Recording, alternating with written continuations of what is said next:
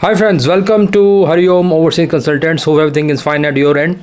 तो ये वीडियो काफ़ी आपके लिए महत्वपूर्ण होने वाला है और काफ़ी यूज़फुल होने वाला है, क्योंकि इसमें बताने वाला हूँ blunders, mistakes, the blunders done by the agents, जो कि डिस्कशन करते हैं मेरे साथ। काफ़ी लोग सिर्फ डिस्कशन के लिए भी आते हैं कि हमारा ये प्रॉब्लम, हमने ये करा था, यहाँ से लगवाई फ़ाइल तो ये रिफ्यूज़ हो गई, समझ नहीं आया, तो उनको हम बताते हैं और फिर हमें समझ लगती है या हमें पता लगता है कि क्या क्या ब्लंडर हो रहे हैं। मतलब ऐसी ऐसी छोटी छोटी मिस्टेक्स होती हैं जिससे रिफ्यूज़ल आपको मिल रहा है। आप देखिए, ऑस्ट्रेलिया रिफ्यूज़ल के मामले में, कनाडा रिफ्यूज़ल के मामले में, जितने भी डेवलप्ड कंट्रीज़ हैं, they are very strict. They don't want even minor mistakes. छोटी सी भी मिस्टेक अगर आपके एंड पे आपकी एप्लीकेशन में हो गई है, आपने नहीं की, आपकी प्रोफाइल अच्छी है, छोटी सी मिस्टेक आपके एजेंट ने कर दी, तो यू विल गेट रिफ्यूज़ल।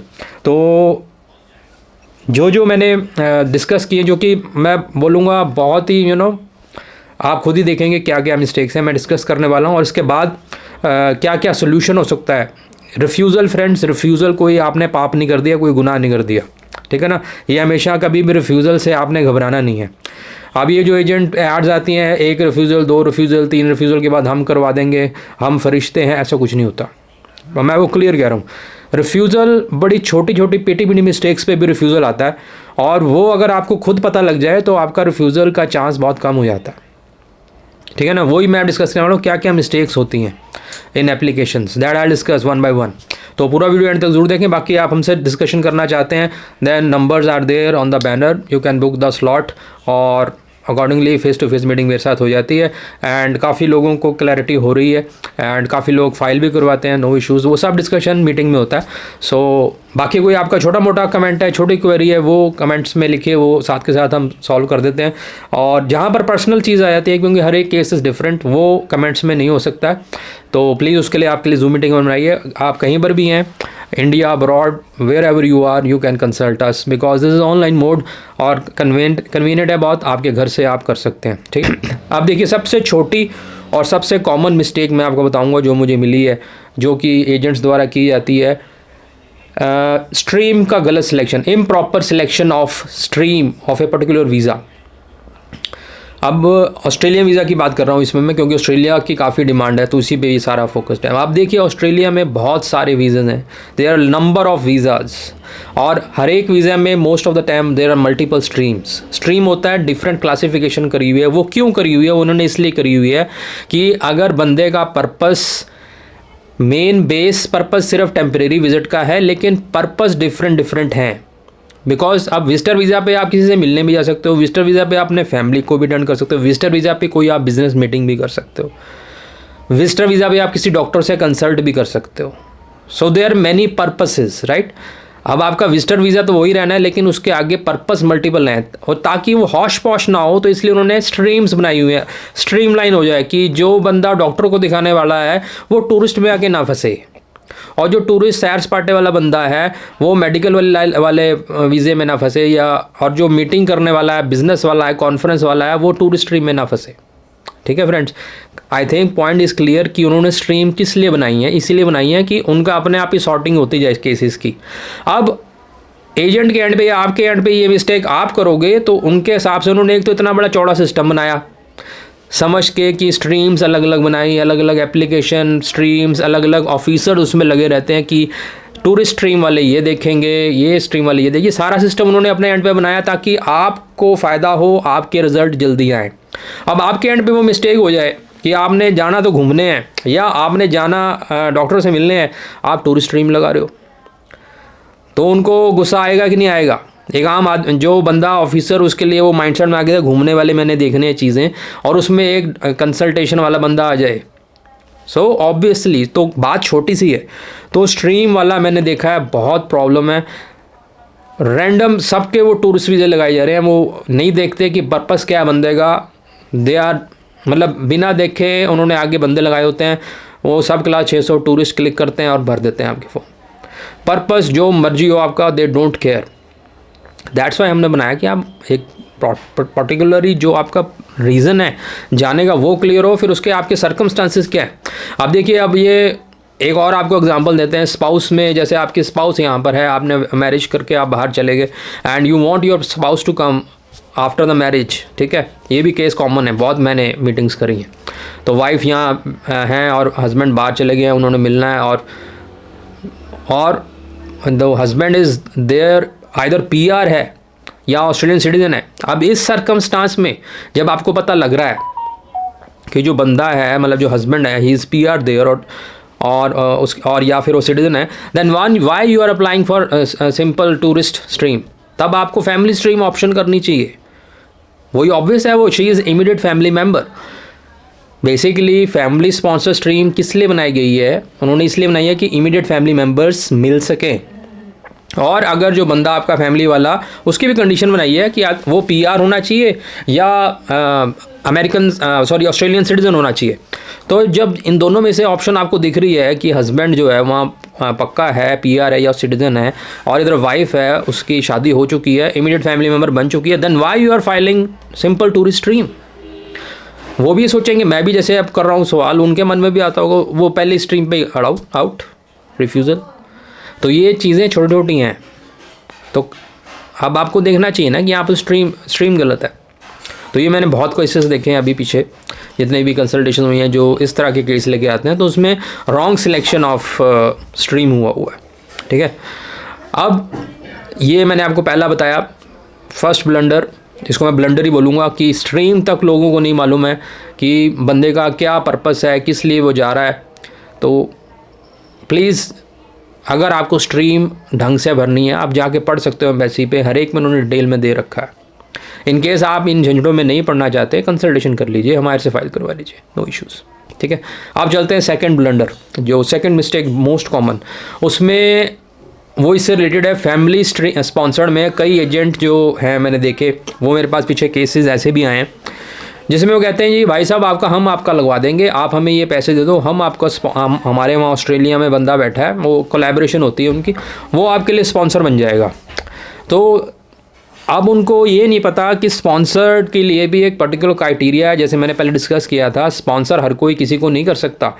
एक कज़न दूसरे कज़न को स्पॉन्सर नहीं कर सकता है, अगर वो वहाँ पर परमानेंट भी है या सिटीजन भी बन गया तब भी नहीं कर सकता। सिर्फ इमीडिएट फैमिली मेम्बर्स के लिए ही ये स्ट्रीम बनाई गई है।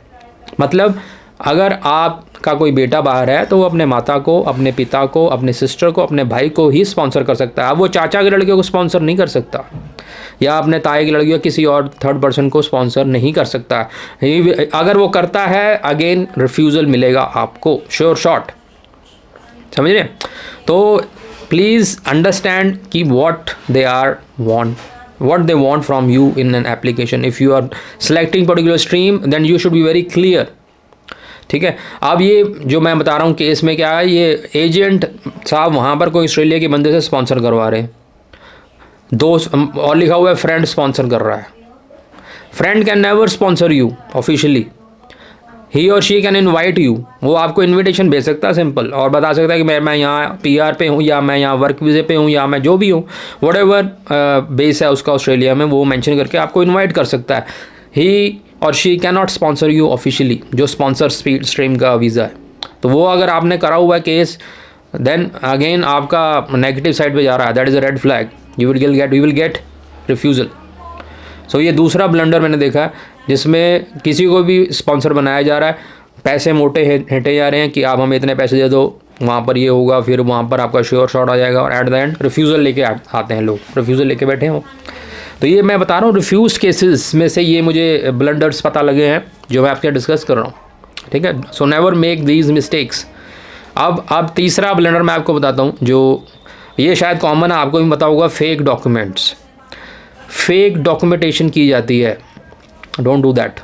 फेक तो मैं आपको बोलूँगा कभी भी मत करो, थोड़ा वेट कर लो, अपनी प्रोफाइल सुधार लो, 6 महीने बाद चले जाओ, साल के बाद चले जाओ, बट ऐसा मत करो कि आप फेकनेस दिखाओ। कहीं से भी कहीं भी प्रोफाइल, आप बंदा एम्प्लॉयड नहीं है उसको एम्प्लॉयड दिखाया जा रहा है, बंदा स्टूडेंट है उसको जॉब का दिखाया जा रहा है, उसके खाते में पैसे डलवाए जाते हैं एज सैलरी, फेक।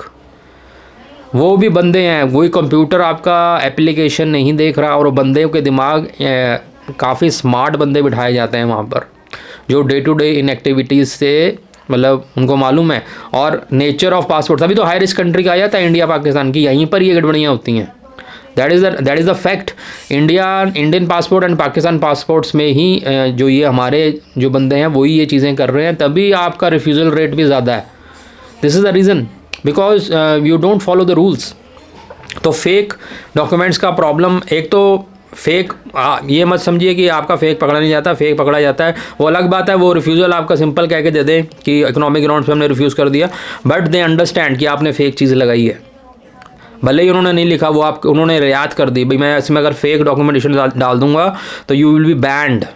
तो वो उनकी आप शुक्रगुजार करो कि फेक डॉक्यूमेंट लगाने के बाद आपका सिंपल रिफ्यूज़ल आया, ठीक है, वो आप ध्यान में रखें। तो सो नेवर यूज़ फेक, किसी भी तरह का फेक। अगर आप स्टडी वीज़ा लगाते हो उसमें आप अपने यहाँ दिखा रहे हो कुछ फेकनेस, कहीं भी वीज़ा के मामले में फ़ेक चीज़ मत लगाएं। दैट विल बी, मतलब एक तरह से आपका रिफ्यूज़ल तो आना ही आना है, बैन भी हो सकते हो आप। डोंट डू दैट, ठीक है। ये तीसरी मैंने कॉमन मिस्टेक देखी है जो पाई जाती है। अब फोर्थ मिस्टेक ये है कि ये मैं सर देख के बिल्कुल ही सरप्राइज़ हुआ था। एक मिस्टर आए थे, मैं I don't take the name, उन्होंने मुझे बताया कि मेरा 15 पीछे रिफ्यूज़ल आया, 16 को एजेंट ने मेरी फिल फाइल लगा दी। What is this? और सेम स्ट्रीम में सेम कागज़ों के साथ, और कहता है ये आपका पता नहीं है लक का फाइट होता है, कई बार आपका पहली बार रह गया, आप डेटें अच्छी हैं आप लगा लो, पहले ट्रेंड कुछ और था, अब ट्रेंड अच्छा आ रहा है, आप लगा लो, आपका लग जाना है, फिर रिफ्यूज़ आ गया उसका। तो ट्रेंड नाम की चीज़ मैंने पहले भी बताया था, ट्रेंड कुछ नहीं होता। There is nothing like trend in the visas.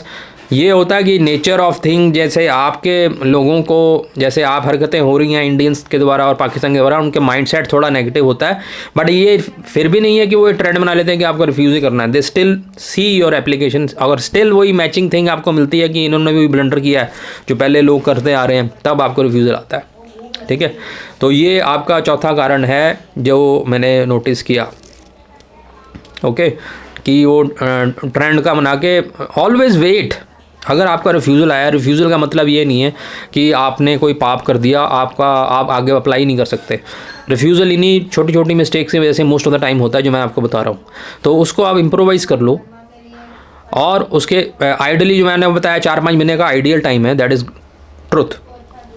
लेकिन देयर आर सम सर्कमस्टांसेस, यहाँ पर आपकी डेट्स है, कोई इवेंट है जो कि बहुत, वो दोबारा नहीं होने वाला, ठीक है। ये जो मैं फ्लेक्सिबिलिटी बताता हूँ जो 4-5 महीने की है, वो सिर्फ टूरिस्ट स्ट्रीम के लिए है कि इतना आप वेट करें। सिंपल जब आपने घूमने जाना है, घूमने का कोई वो फिक्स नहीं होता ना कि मैंने तो बीच पे उसी मुहूर्त निकला है, उसी टाइम पे मैंने बीच पे घूमना है, ऐसा तो नहीं है।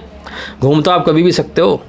अगर आप क्रिसमस सीज़न में नहीं घूमे तो आगे घूम लोगे, क्योंकि वो जगह तो वहीं पर है ना। तो टूरिस्ट स्ट्रीम में कभी आपने जल्दी नहीं दिखानी। जो एमरजेंसी होती है ना, अर्जेंसी जिसमें होती है, वो किस केस में होती है? वो बिज़नेस क्लास में होती है। बिज़नेस क्लास वीज़ाज़ में बहुत फिक्स डेट्स पे प्रोग्राम होता है जिसके लिए आप बुकिंग्स करते हैं। कोई मीटिंग है जो कि फिक्स्ड है, वो उसी डेट्स पे होनी है। आगे उसके आगे कोई और प्रोग्राम है, उससे रिलेटेड वो मीटिंग है, तो वो ऐसे नहीं हो सकता ना कि मीटिंग दिसंबर में है और आपका रिफ्यूज़ल आ गया तो आप 6 महीने वेट करके मार्च अप्रैल में जाओ। मीटिंग तो दिसंबर में होनी है, आगे अगला प्रोग्राम है, तो वो उनको भी समझ आता है, ठीक है। सो जो बिज़नेस क्लास की विजिटर वीज़ा है उसमें आप you can immediately apply, but आपको पूरा जस्टिफाई करना पड़ेगा कि पहले आपकी किसी गलती, पिटी मिस्टेक की वजह से रिफ्यूज़ हो गया, मेरा इवेंट स्टैंड कर रहा है, मेरी मीटिंग उसी डेट्स पे स्टैंड कर रही है, मैं वो जो गलती हुई है उसको मैंने इम्प्रोवाइज़ कर लिया है, अब मुझे वो आप फिर से अप्लाई करें और वो मिस्टेक मैंने वो उसमें आप लिखो। SOP is a backbone of any visa application. उसमें आप अपने को जस्टिफाई करते हो each and every aspect of yours. ये आपका पहले रिफ्यूज़ हुआ था, इसमें रिफ्यूज़ल की बात ज़रूर आपको करनी पड़ेगी, अदरवाइज वी डोंट रिकमेंड। इसलिए मैं कहता हूँ SOPs आर डिफरेंट। हर एक का सेम सर्कमस्टांस नहीं है कि एक मैंने बना दिया तो वो सभी चेप लें, ऐसा नहीं है। हर एक का प्रोफाइल, हर एक की सिचुएशन के हिसाब से SOP बनती है, और वो to the point self explanatory होनी चाहिए ताकि वीज़ा ऑफिसर को समझ आ जाए कि व्हाट इज़ द रीज़न, कि क्या हुआ है और अब क्या हो रहा है। तो अब यहाँ पर मैंने आपको बताया blunder mistake in the tourist stream की वीज़ा में होती है। तो कभी भी आपने ऐसे नहीं करना 15 को आपका रिफ्यूज़ल आया, टूरिस्ट स्ट्रीम की बात कर रहा हूँ, और आपने 16 को चक के फाइल फिर से लगा दी। Have some time. Tourist visa में हमेशा आपने टाइम थोड़ा सा डाल के ही चलना। इसके अलावा और दूसरी स्ट्रीम है, दैट इज़ डिफरेंट थिंग, उसमें सर्कमस्टांस डिफरेंट है। मैं सारे सर्कमस्टांस यहाँ पे डिस्कस नहीं कर सकता हूँ, आपको मैं एग्जांपल देता हूँ कि ये चीज़ है, ऐसे होती है, ठीक है ना। तो ये एक वन ऑफ द मिस्टेक है जिसमें आप इमीडिएट लगा देते हैं। ठीक है, तो मैंने आपको मेजर गलतियां बता दी हैं, मेनली यही होती हैं मोस्ट ऑफ द टाइम्स, और इन्हीं की वजह से आपका रिफ्यूज़ल आता है। और लास्ट में जो है वो कॉमन, मैं पहले भी कई बार बता चुका हूँ, SOP अच्छी नहीं बनाई जाती, कॉपी पेस्ट की जाती है, बस आपका नाम, एड्रेस, पर्पस थोड़ा बहुत अभी वो भी सेम ही रखते हैं वो, तो वो don't do that. SOP is must, वो हमेशा हर एक की यूनिक होनी चाहिए, हर एक का अपना पर्पस है, हर एक के अपने सर्कमस्टांस है, उसके हिसाब से होने चाहिए। तो ये सब मिस्टेक्स हो रही हैं, और these are the one of the major causes of refusals जो हो रहे हैं। डिस्पाइट वो तो एक तो अलग फैक्टर है, आपका पासपोर्ट इंडियन है, बाकी लोगों की हरकतों वजह से नेगेटिव थोड़ा एस्पेक्ट है, बट ऐसा नहीं है कि वीज़े नहीं आते, वीज़े आते हैं। वीज़े उनके आते हैं जिनका प्रॉपर सब कुछ डॉक्यूमेंटेशन, SOP सब कंसिस्टेंट रहता है। Consistency is the king in the field of visa application, ये आप हमेशा ध्यान में रखो, चाहे आप खुद फाइल कर रहे हो, चाहे किसी से भी फाइल करा रहे हो, आपका जो सिस्टम है, आपका जो एप्लीकेशन है, कंसिस्टेंट होना चाहिए, ठीक है। बाकी रिफ्यूज़ल से नहीं डरना है। रिफ्यूज़ल अगर आपकी विजिटर वीज़ा में आई है, रिफ्यूज़ल आपकी बिज़नेस स्ट्रीम, स्टडी स्ट्रीम, जिसमें भी आई है, रिफ्यूज़ल का मतलब ये नहीं कि आपको उन्होंने बैन नहीं कर दिया है। रिफ्यूज़ल का मतलब है कि आपकी कुछ मिस्टेक्स थी जो आप अपने आप को प्रूव नहीं कर पाए, तो आपके पास और चांस है। You have unlimited number of chances. ऐसा नहीं है कि रिफ्यूज़ल के बाद कोई सेट लिमिट है, उसके बाद you can't apply, there are unlimited number. The thing is कि आपको जो प्रॉब्लम थी उसको देखना है, उसको समझना है। नहीं समझ लगती तो हमारे से पूछ लो, हमारे से समझ लीजिए, हम आपको पूरा गाइड कर देंगे कि ये प्रॉब्लम है, ये चीज़ आप करें, then you will be improvised, ठीक है। होप आपको वीडियो अच्छा लगा होगा, लाइक शेयर सब्सक्राइब ज़रूर करें। थैंक